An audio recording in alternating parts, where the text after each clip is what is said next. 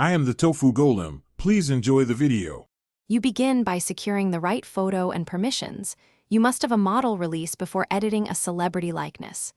Once you have legal clearance, open Gemini and create a new project, then import both the celebrity reference and your target portrait.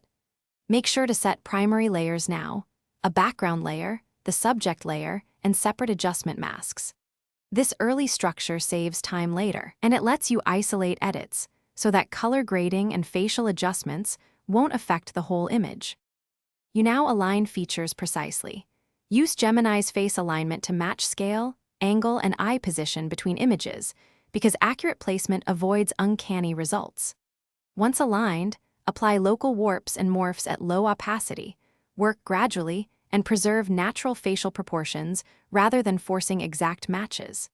Then blend skin tones using selective color matching, sampling multiple facial areas on both photos. Make sure to feather edges gently and use layer masks so transitions remain believable. Color consistency removes visual friction and sells the composite. You finish by retouching details.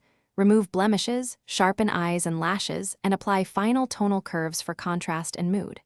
Once satisfied, export a high-resolution copy and preserve the layered Gemini file for future tweaks. If you see artifacts, step back, reduce the overlay opacity, recheck alignment, or locally use clone and heal tools to remove seams. Make sure to compare at 100% zoom and on different displays. Small fixes at the end prevent obvious giveaways and maintain a professional result.